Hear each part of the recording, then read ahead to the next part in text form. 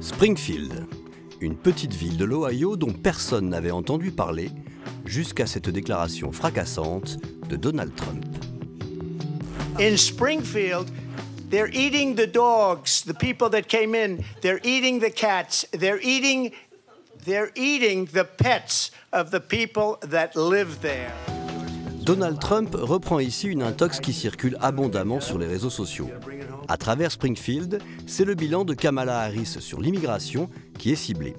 Le laxisme serait tel que des migrants haïtiens mangeraient les chiens et les chats des Américains. Une fake news extravagante vue de France, mais à Springfield, certains y croient dur comme fer. Mark Sanders est l'un d'entre eux. Nous le rencontrons chez lui, au milieu de ses voitures de collection et de ses pistolets. So it just clips on my belt right here, and my shirt would just drape over it. I always carry a gun. Why do you always carry a gun? Very dangerous time. Mark Sanders, ingénieur à la retraite, est un fervent supporter de Donald Trump. Stopper l'immigration à Springfield, c'est devenu son combat. Et il est persuadé que les migrants mangent les animaux domestiques des Américains. Il en aurait même la preuve. Back in January of this year, I was actually contacted by people that work in utilities. They work electrical, or electricians, plumbers, people even within the city, and they saw things in the basement of these houses that, you know, geese and ducks and even what they described as cats, you know, being readied for consumption. It's probably the best way. And I brought this to the city, and the city manager laughed at it. So, but would I be able, me as a journalist, to talk to one of the sources that you mentioned?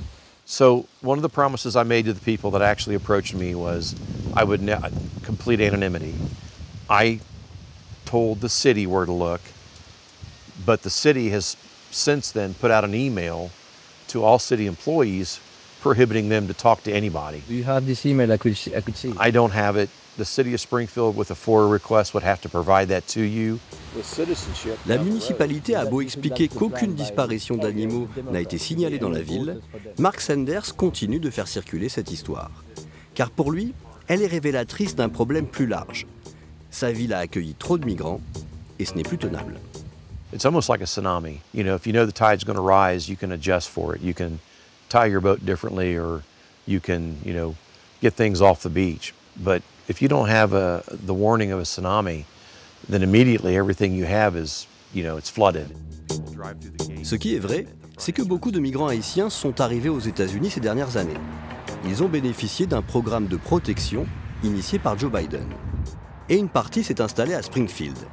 15 000 Haïtiens en 3 ans, pour une ville d'à peine 60 000 habitants, un afflux qui a profondément modifié la démographie de la ville. Et Springfield est une ville pauvre. Elle a eu son heure de gloire au début du XXe siècle, grâce à une industrie florissante, mais elle n'a cessé de décliner depuis les années 70. Nous parcourons les quartiers les plus défavorisés, des rues aux maisons délabrées. Ici, beaucoup se plaignent de l'impact de l'immigration sur leur ville, et notamment sur le prix des loyers. You see the greenhouse over there, right there? Yeah. They want $1,700 a month and you pay all utilities and everything. And it wasn't like that before?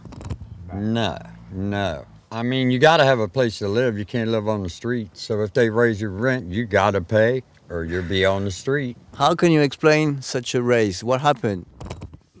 Well, I don't want to be racist about this, but when the Haitians come in, the government's giving them all this money, and they pay for everything they get. They get food stamps, they get all these checks, all this stuff, man, and landlords are kicking people out because the Haitians will pay more money.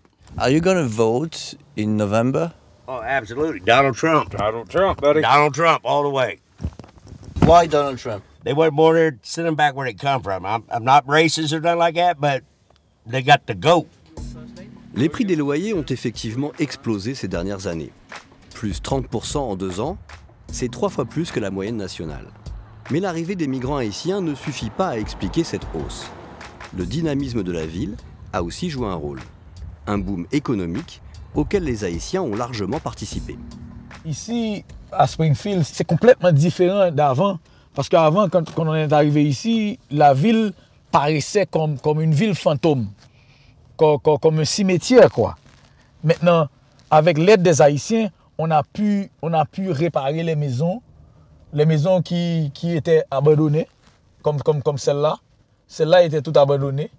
Et celle-là, ils nous critiquent d'être venus ici pour profiter de l'argent du gouvernement. C'est faux, c'est archi faux.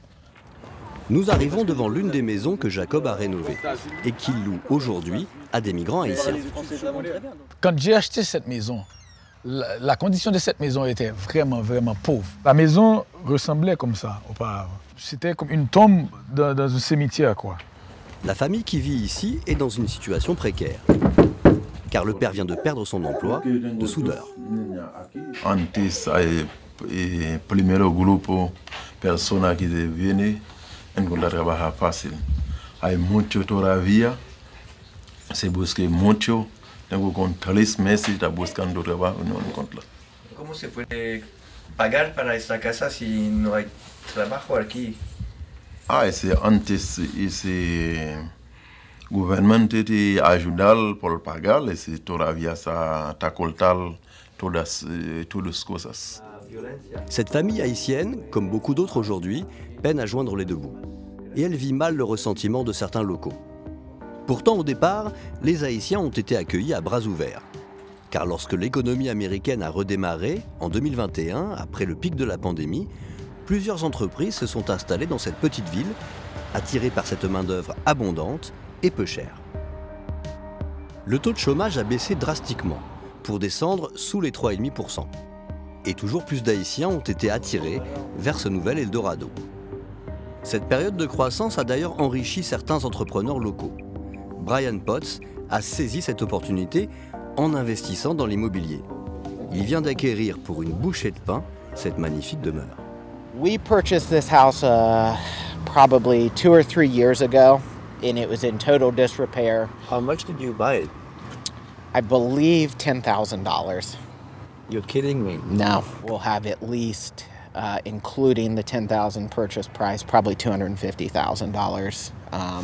Fully renovating the interior. How much do you expect this house will, make every month? Somewhere in the ballpark of, $2,500 to $3,000 total monthly revenue.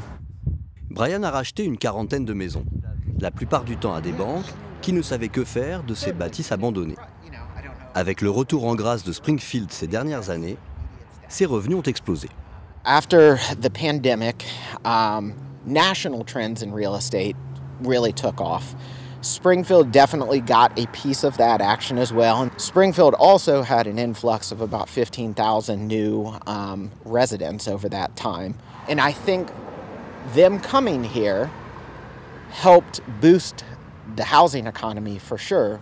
I can see that for many people it's been really beneficial, but I also talk to people who live in a poorer neighborhood, and for them it's more difficult, and they're saying that they can't afford to buy a house or to rent a house anymore because of that boom. As I look at this here, these are working class people, quote unquote, replacing other working class people. So again, it's more of a matter of supply and demand. L'entreprise de Brian Potts a bénéficié de l'arrivée des Haïtiens. Et elle n'est pas la seule. Cette agence d'intérim est spécialisée dans l'embauche de travailleurs migrants. Des ouvriers qui sont ensuite proposés, moyennant commission, à des entreprises de Springfield. Le propriétaire, l'homme d'affaires George Ten, surnommé le Roi George. En s'intéressant à son patrimoine, nous nous apercevons qu'il a aussi beaucoup investi dans l'immobilier. Au travers d'une autre société, George Ten Enterprise, il a acheté une 50aine de maisons dans la ville. Nous essayons à plusieurs reprises de contacter l'homme d'affaires.